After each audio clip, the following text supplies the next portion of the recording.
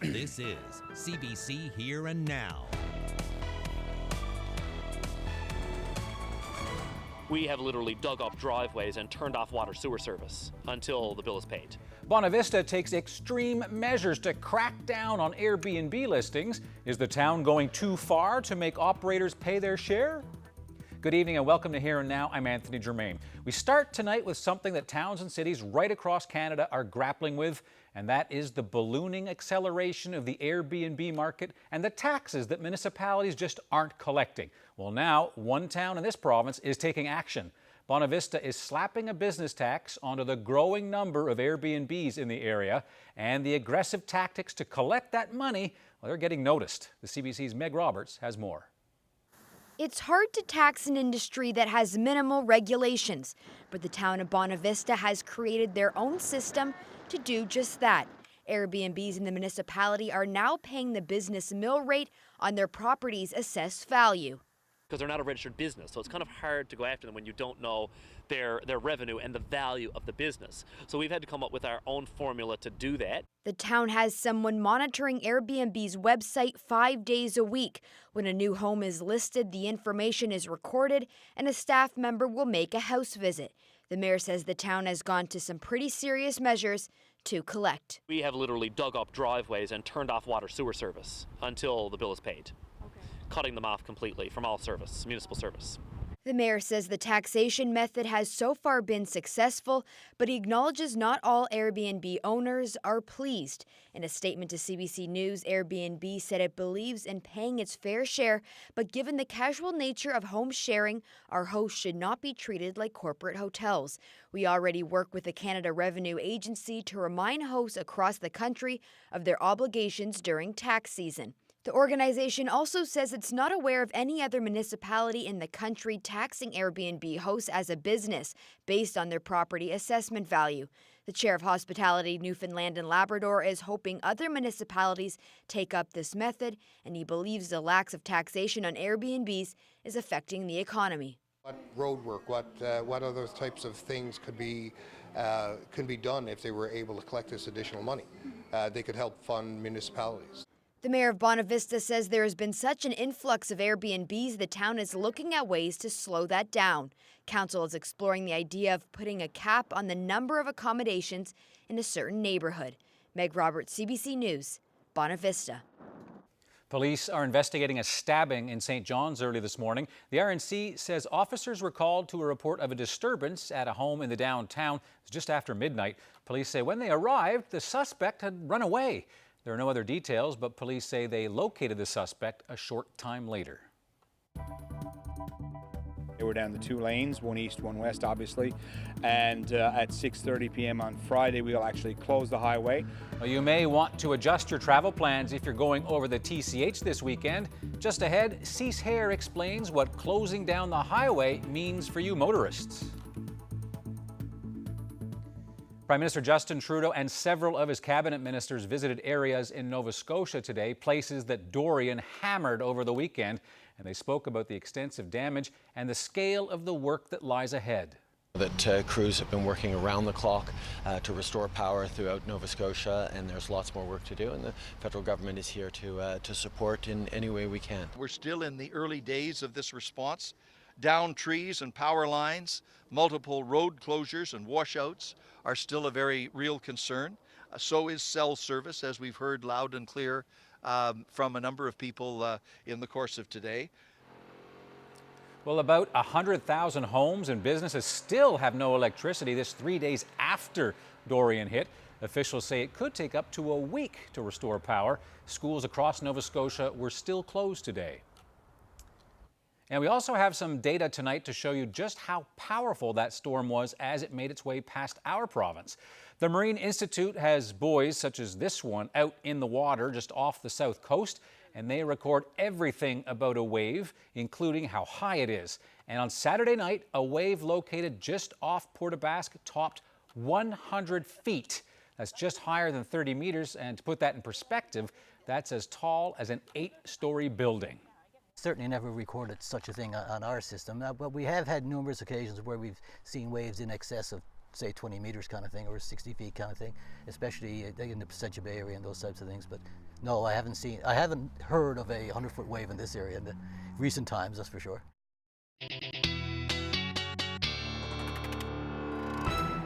Just a little bit of a sneak peek is with my interview with Bill Carter this afternoon. We'll talk about that in a little bit. But first, let's talk about how cool it was this morning. Temperatures across the board in the single digits, -2 for Badger. That was the cool spot across the province.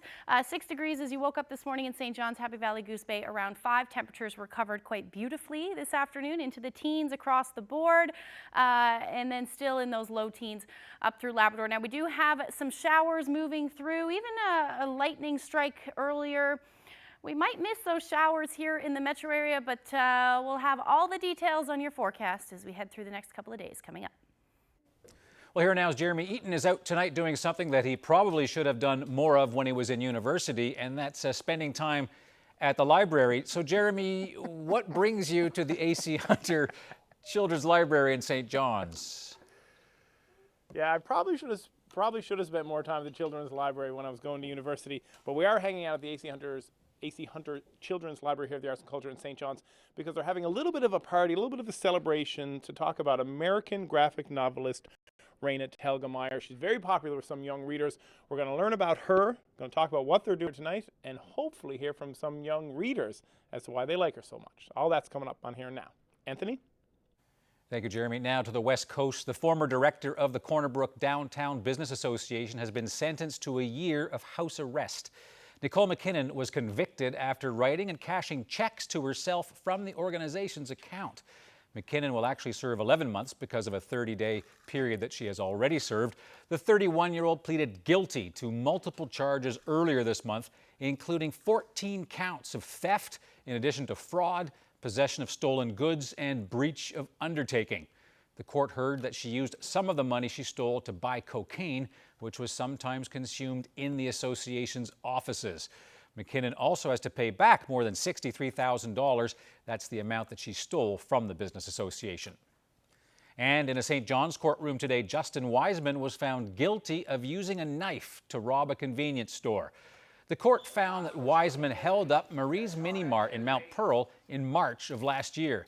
He forced the cashier to hand over more than $1,000 in cash and cigarettes.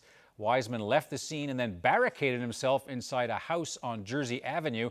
For the next 7 hours, it was an odd incident, to say the least. Eventually came out dressed only in his underwear. The judge noted that there was little physical evidence linking Wiseman to the robbery, but there was an overwhelming amount of circumstantial evidence that the judge could not ignore. Wiseman may be sentenced later this month. Well, brace yourself for long delays and detours this province. If you're on the Trans-Canada Highway near Avondale, the road is going to be closed while construction crews dig it up. Here now, Cease Hare has more.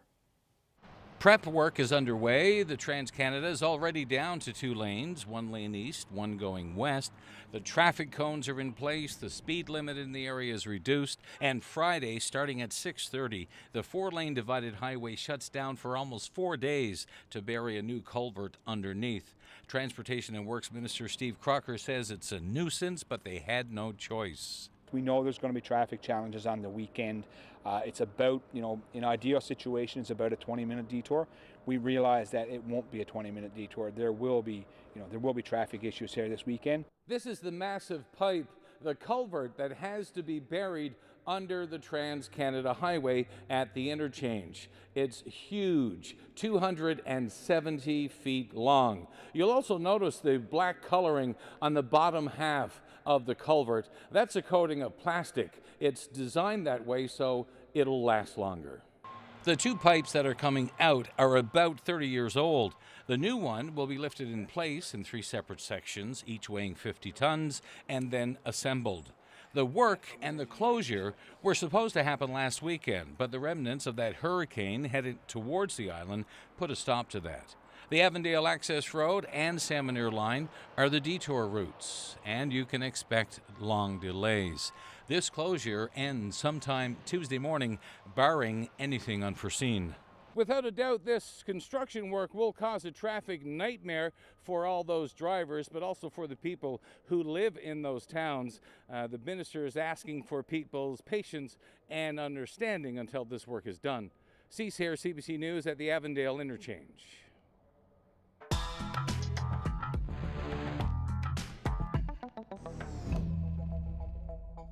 Well, in national news tonight, Canadian voters knew that the next federal election could not happen any later than October the 21st, and now they know when the campaign will officially get underway.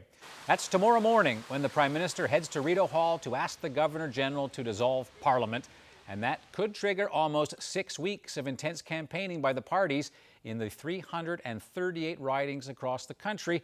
And again, the election can happen no later than Monday, October the 21st.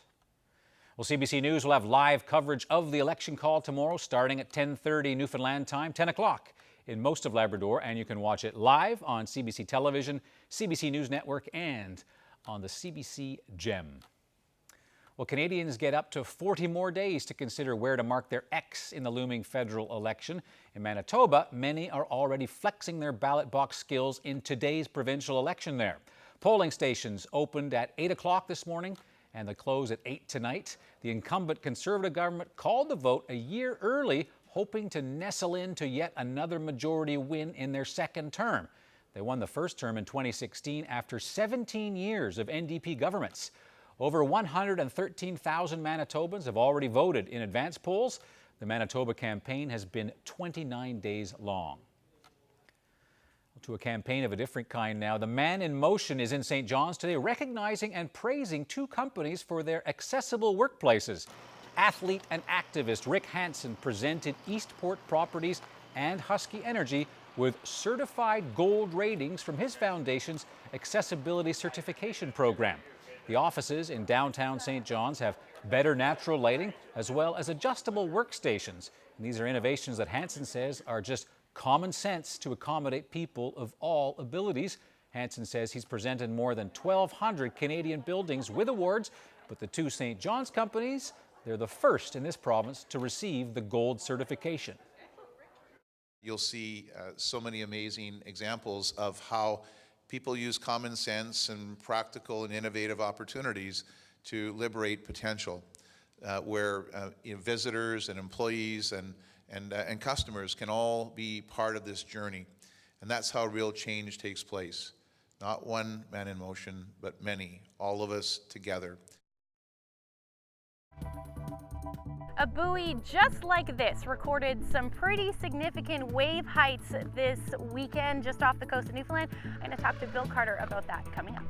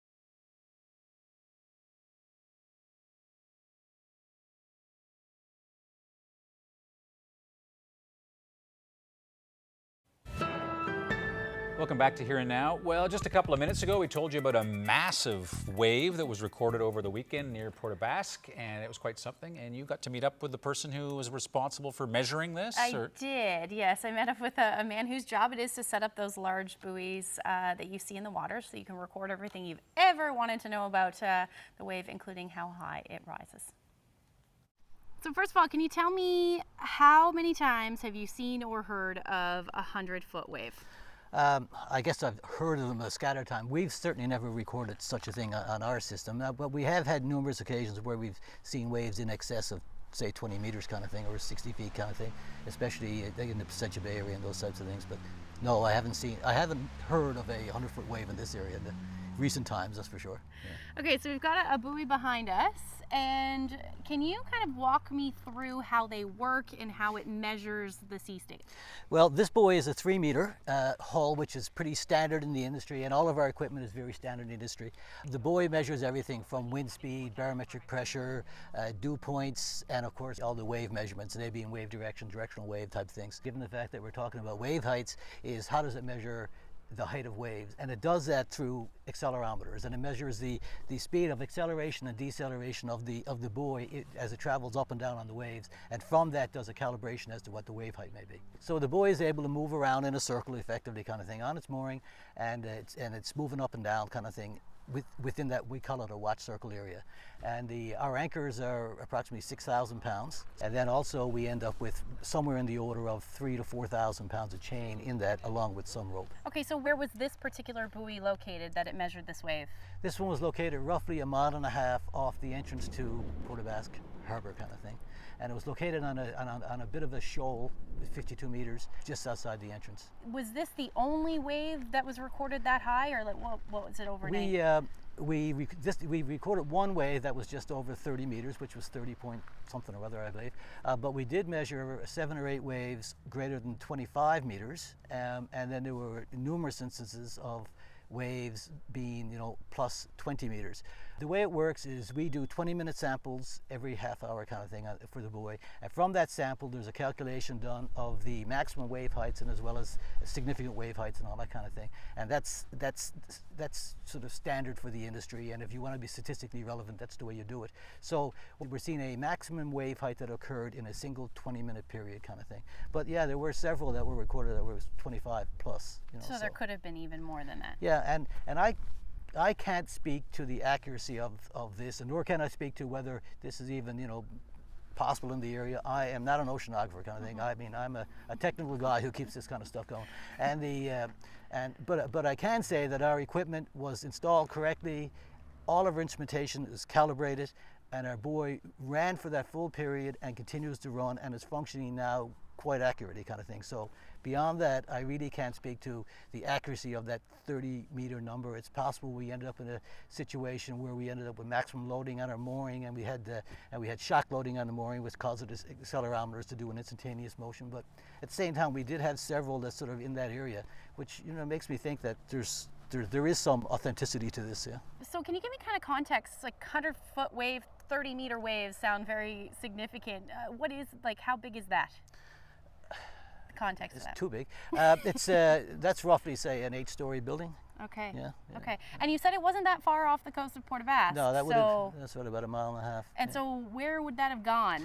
Well, I think fortunately that area is pretty rugged with steep cliffs and all that sort of thing. So I mean, it would have just broken on against the cliffs themselves, kind of thing, which is probably a pretty positive thing. I would say, yeah. You don't want an 8-story foot or 8-story wave coming at you. But okay, thank you very much. Pleasure. Well, you were like a kid on Christmas morning there. Oh, look, especially with the data, the wave data and all that. This is right in your wheelhouse. Yeah. It's exciting. I love that sort of stuff for sure. Mm-hmm. And did you notice the mainland pronunciation of buoy? Yes. Not by through the whole interview? No, yeah.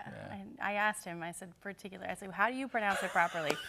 I said buoy. No, that's always buoy or boy, never by. That's a whole other conversation. Yeah. Wait till Carolyn gets back to have that.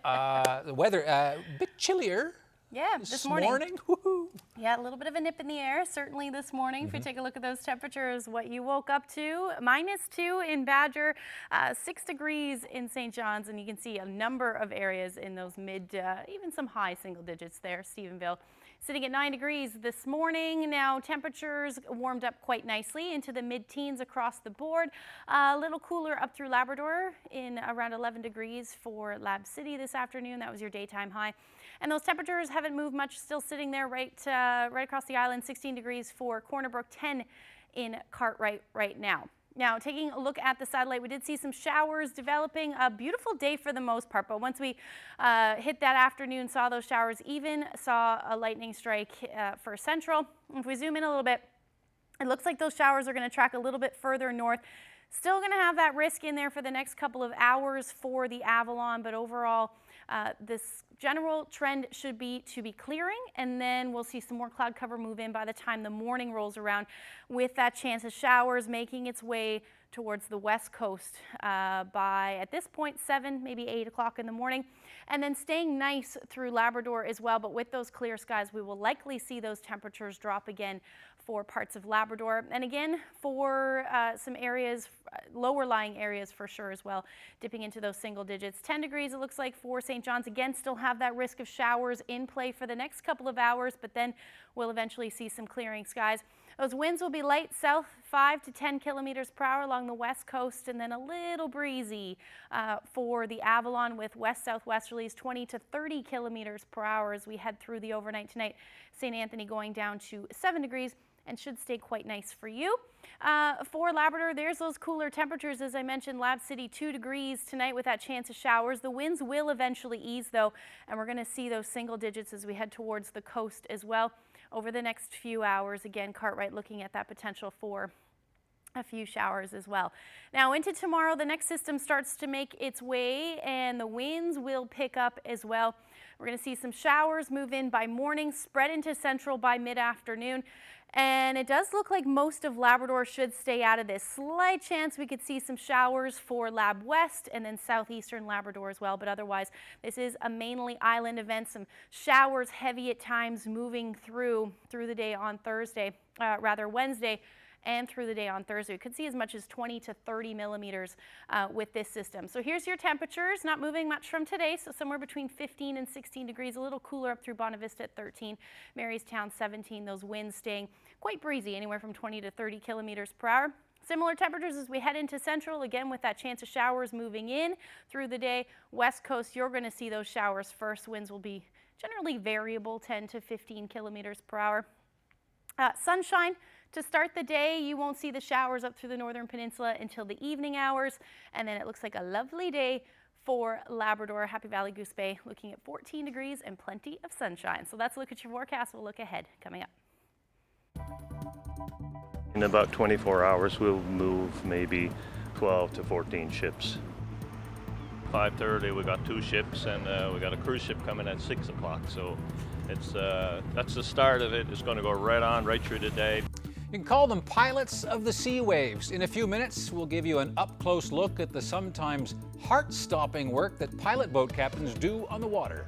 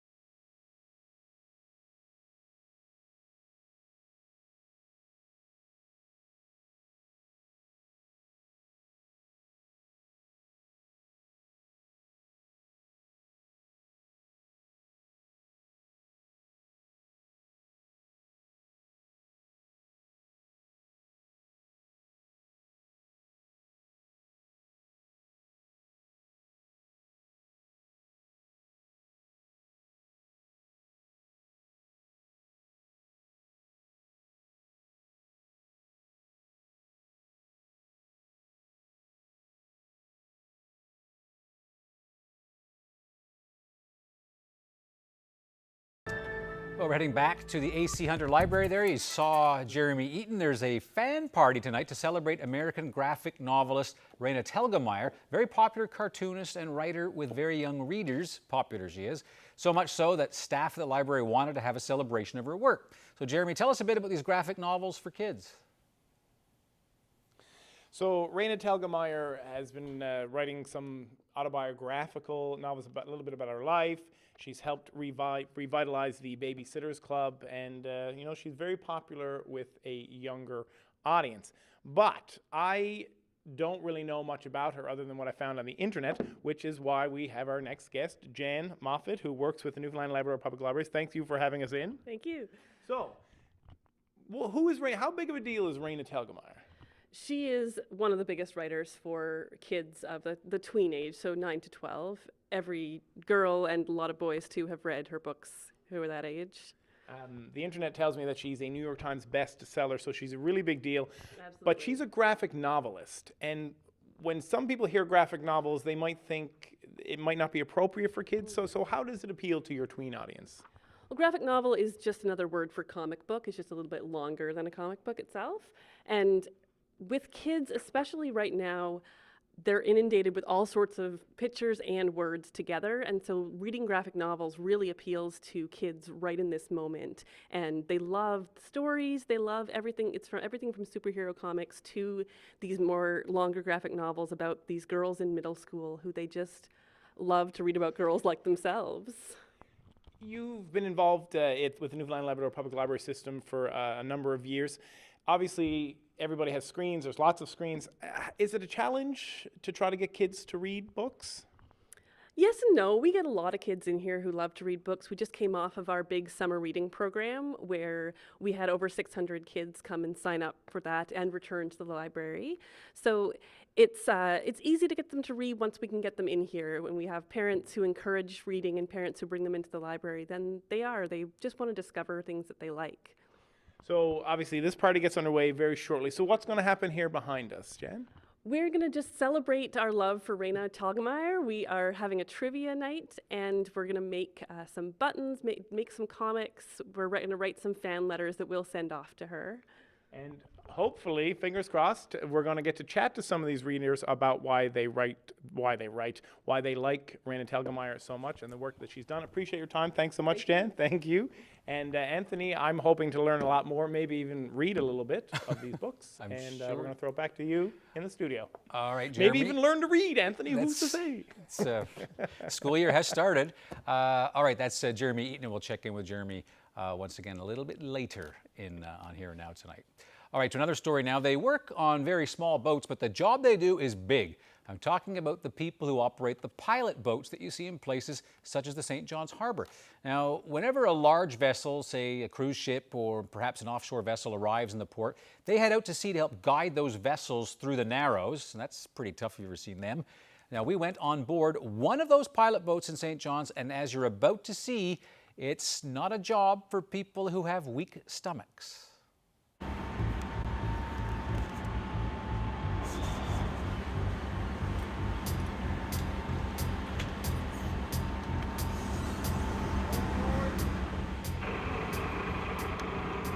Captain Paul Kane is my name. I'm the harbour pilot for Port of St. John's. In about 24 hours, we'll move maybe 12 to 14 ships. 5:30, we got 2 ships, and we got a cruise ship coming at 6 o'clock. So it's that's the start of it. It's going to go right through the day. I'm going to get them down to 7 knots there. She should be a quarter of a mile ahead of us. All right, do you have a preferred order for us? We're going to win straight in starboard side too at Marshall Pier. You know, these ships come, and a lot of times it's the first time they've ever been to Canada. Cruise ships, they come to bring all these visitors. They've never been to Canada, and I always say to myself, you know, the very first person they ever see in Canada is the pilot, you know, and that gives you a reason to be, I guess, on your best behavior and be professional and you know, try to create a good impression of our whole city and our province and our country. Yeah. I mean, that door is probably 2 or 3 feet above the water line. Yeah. One of the biggest challenges for us is always, if you just think about it, the ship is quite large, and we're on a small boat, and the different dynamics, the small boat is moving very quickly, whereas the big ship is kind of slow. So there is a bit of a knack to actually timing when you get off the small boat and climb onto the big boat. So that's a big challenge for us, and it's something that you have to learn. It's a skill that you learn. Very dangerous, eh? Looks like, yes.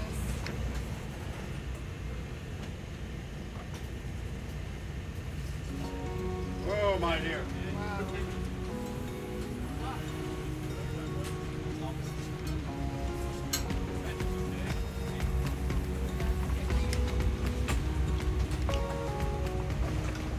Impressive.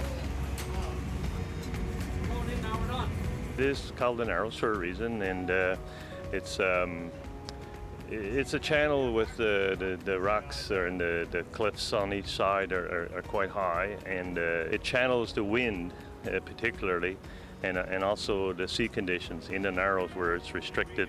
It gets kind of rough. And for the bigger ships that are arriving, our biggest challenge is the crosswinds at the entrance. We had a cruise ship come in this morning. We had no issues with it, but sometimes when the wind is across the entrance to the Narrows, it's quite challenging with the wind blowing on the side of the ship to get her actually lined up for the small notch and hit it. You got to hit it just absolutely perfect, otherwise you can't do it, you know. So there are times when we have to turn ships around and send them away because there's just too much crosswind at the entrance. Little insight there. So many of us have watched those ships come in and think of beauty, but think about the work. A little knack, he said, from hopping from one boat to the other. Great story. To other news now, a couple on the southern shore has launched a plan to use tens of thousands of pounds of wood to produce hundreds of pounds of edible fungus. Here now's Mark Quinn has the story from Mobile. You could say Steve McBride knows his shiitake. He's got a lot on the go here in Mobile, so at first he started small. We've grown indoors just a bucket or two of sawdust, growing mushrooms just for the table. But now McBride is going big. This is 27,000 pounds of birch. This September, he's drilling thousands of holes in the wood. And then McBride is filling them with mushroom mycelium plugs that he bought online. And I'm hoping for hundreds of pounds of shiitake and oyster mushrooms every year. Shiitake and oyster mushrooms are sometimes sold in grocery stores, but you won't see the McBride's harvest when you go shopping. I'm looking to transition to more mushrooms in our diet, more fungus, simply because what that'll do is that'll get some of the meat off our plate, that'll bring some of our diet a little more local, and we'll be producing a lot of our own food. This is what McBride is calling mushroom henge. Outdoors, it could be a year before these logs are covered in mushrooms, but McBride is excited by the possibilities of fungus. Winter is long in Newfoundland, and one of the things that I think is great about mushrooms is that it gets us producing food in the earlier part of the season and the later part of the season when there isn't really a lot of gardening to do. It's the very opposite of fast food, but McBride expects some birch taken indoors this fall will produce mushrooms by spring. Mark Quinn, CBC News, Mobile. Seeing a response, a unified response to this storm that I don't think this province has ever seen. Clearing down trees, restoring power to tens of thousands of people still in the dark. The latest on the Dorian cleanup in Nova Scotia, and let's not forget where Dorian hit the hardest. And you've seen pictures, but the pictures don't even do it justice. Dark days in the Bahamas as people there struggle to recover.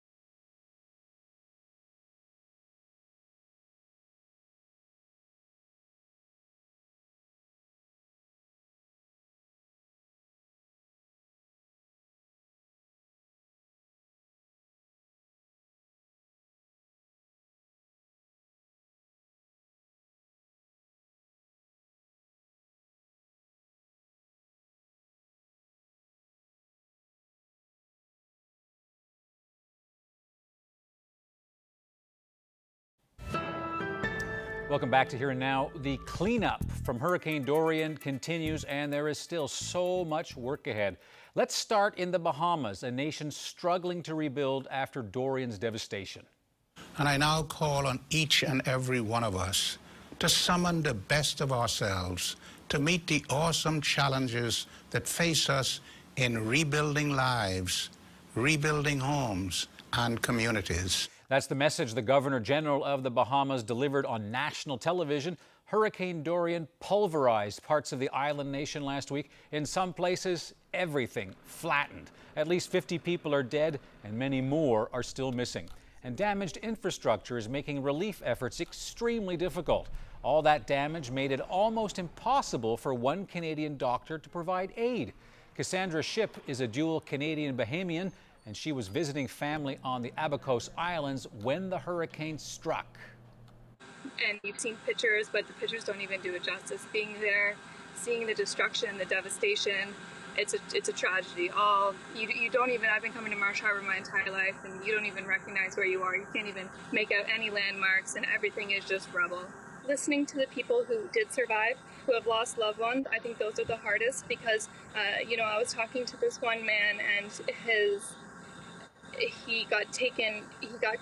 he had to go all the way up to the roof of his house, and he got taken by a wave to another roof, and he saw his wife go and just get taken by another wave, and he never saw her again. And I just shake every time I think about it. What these people have gone through, what the families have gone through, it's the most tragic event ever, and you see it and you just start crying.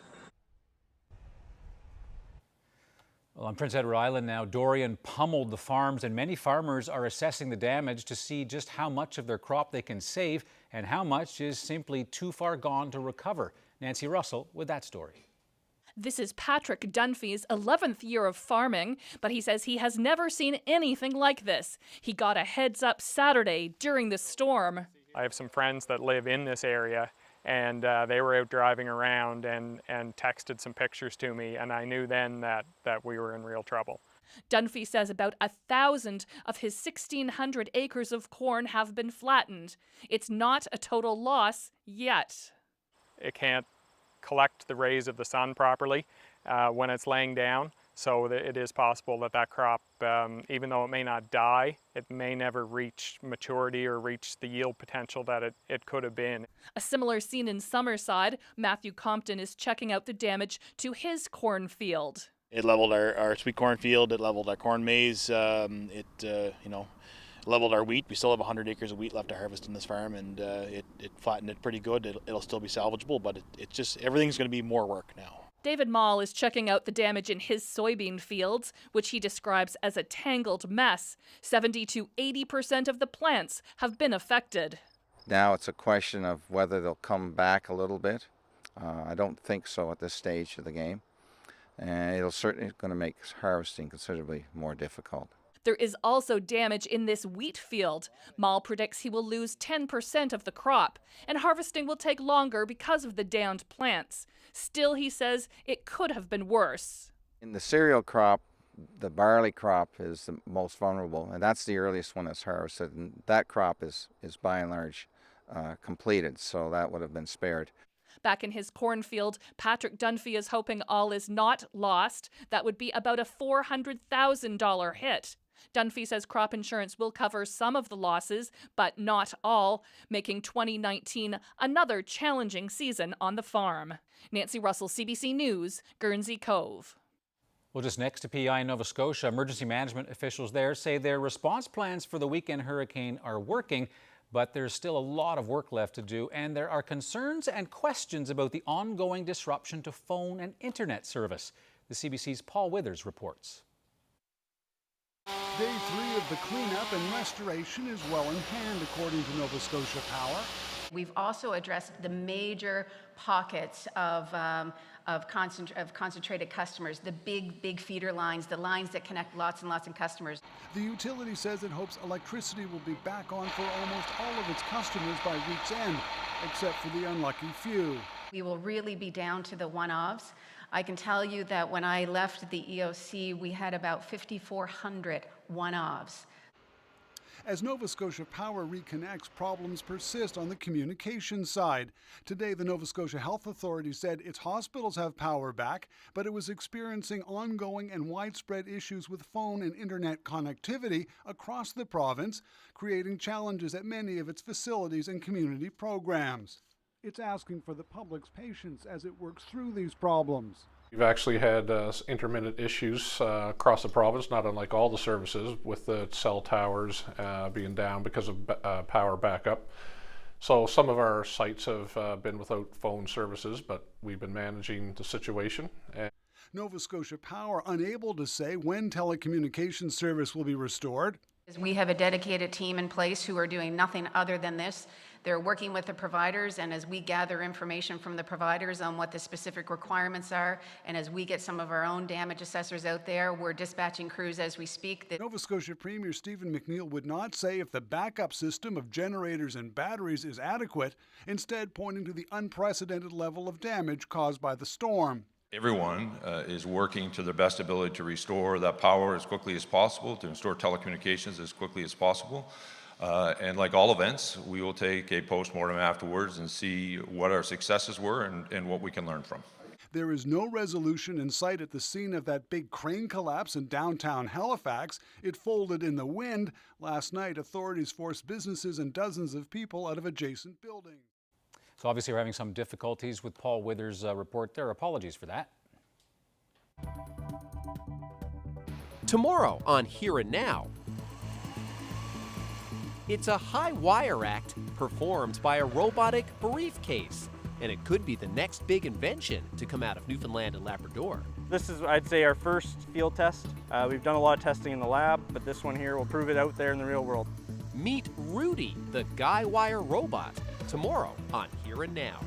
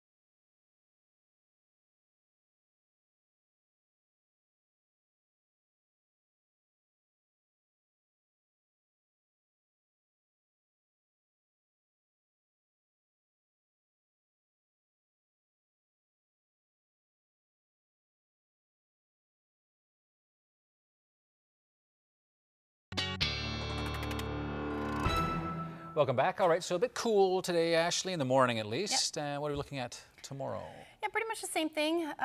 Temperatures warmer to start the day, though. All right. But we are going to stay around season. We'll take a look at those temperatures one more time for tomorrow, sitting around 17 degrees for St. John's. Again, we are looking at that chance of showers moving in for the West Coast first, likely going to see the sun as we head east, and then eventually see those showers late day.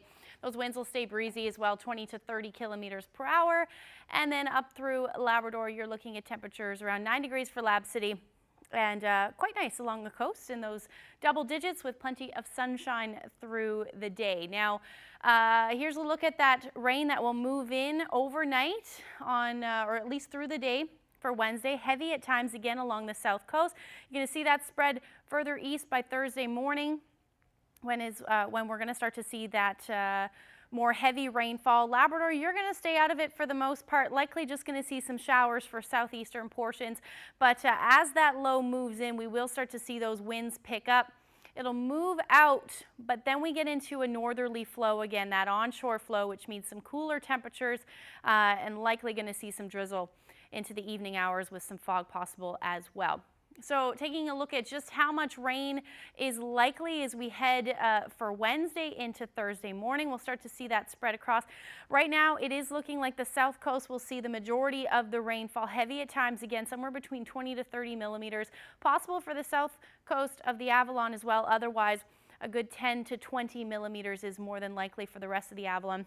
Northern Peninsula and the northeast coast, anywhere from 10, or rather trace to 10 millimeters of rain. So here's your temperatures on Thursday. Again, not moving much for the Avalon. Going to dip into the teens for most of Central. The Straits 9 degrees. More sunshine continuing along the coast, and Happy Valley Goose Bay sitting around 14 degrees. Single-digit highs is the story for Lab West, only reaching a high of 8 degrees for Lab City. And over the next couple of days, temperatures don't look too bad. A little bit of a dip on Friday, but we recover quite nicely for Saturday and Sunday. And it does look like we should see the sun for most of it. Maybe more cloudy periods for Sunday as the potential for some rain will move back in. Central Newfoundland, again, similar forecast. That sunshine moving in a little earlier, Friday and Saturday, and then that rain moving in for you on Sunday. Same thing for Western Newfoundland as we dip into those single digits and then back up into the teens to round out the weekend as your overnight lows. For Eastern Labrador, plenty of sunshine right through Friday, and then we get into that potential for some showers sitting in the teens. Your temperature's not moving much either. Single digits Wednesday and Thursday for Western Labrador. Friday sunshine, and then back to that rain for both Saturday and Sunday. So that's a look at your forecast. I'll have your weather photo coming up. All right, Ashley, appreciate that. Hitting the books tonight on Here and Now, CBC's Jeremy Eaton is at the A.C. Hunter Children's Library talking about all things that have to do with graphic novels, and he's got some young readers there. So, Jeremy, what are you learning from these young bookworms? So I'm learning that Anne M. Martin wrote a series called The Babysitter's Club in the 1980s, which Raina Telgemeier helped bring back to life in form of a graphic novel. And I was just telling Maya and Lila that I actually read all of those books because I had two younger sisters. So Maya, thanks for joining us on Here and Now. How are you? Great. So why do you like Raina Telgemeier's books? I like them because the illustrations are really good and the stories are mostly true. So yeah, it's about her life. So in the book Smile, which is a New York Times bestseller, she falls and knocks out her teeth, and what happens to her? She has to get braces. And she has a hard time, doesn't she? Yes. So, but you've also read The Babysitter's Club. Which one do you like more, The Babysitter's Club or the Smile and Sisters series that Raina wrote? Tough question, I know. I'm sorry for putting you on the spot. Smile and Sisters, because the Babysitter's Club aren't her original series. Yes. And you, like me, read the chapter books, is that right? Yes. Look, we're on the same page, Maya. So, Lila, why did you want to come here tonight? Because I like to read and I like Raina Telgemeier. What do you like about Raina so much? I like her stories and I like how they're kind of funny. Because she is pretty funny, and it's about her real life. And so Raina Telgemeier in the book Smile is about the same age that you are. So can you relate to her at all in some of the experiences? Not really. Not really. And have you read the Babysitters Club books as well? The graphic novels, but not the chapter books. So graphic novels, why do you like the graphic novels so much? Because I like them because they're like full of color and yeah. Full of color, full of life, and full of words. And one more quick question, and before we... So I got one more quick question. Now, a lot of people have cell phones and iPads. Would you rather look at your iPad or a computer, or would you rather read one of these books? That's a really hard decision. But the books, iPad, what would you pick? Probably if I was reading the book on my iPad. All right. Well, thank you very much. I appreciate your time for On the Spot. Thank you very much. Anthony, we have a group of people here. Are we ready to do it? Uh-oh. Are you ready? Come on over. Come on over. Okay. Ready. 1, 2, 3. Good night, Anthony. So Anthony, from us here at the library, we're going to throw it back to you in the studio. Bunch of sweet kids. Like the honesty of the answer, too, with the question about the iPad. That was fantastic. Enjoy the reading, all of you. No, they're good. And they're all big readers, and they all love it, and they're all having a great time. And now we're all going to watch this on YouTube. Okay, perfect. On my phone. And they can help you with the big words, Jeremy. So we'll see you tomorrow. Both of these young women are a lot smarter than I am. Okay. I mean, when I was their age, or now. Anyways, we'll throw it back to you. Okay. All right, it's Jeremy Eaton, the AC Hunter Library in St. John's. I want to know where you're to. This photo was sent to us by Mary O'Neill. A gorgeous shot there. I'll tell you where this was taken when we come back.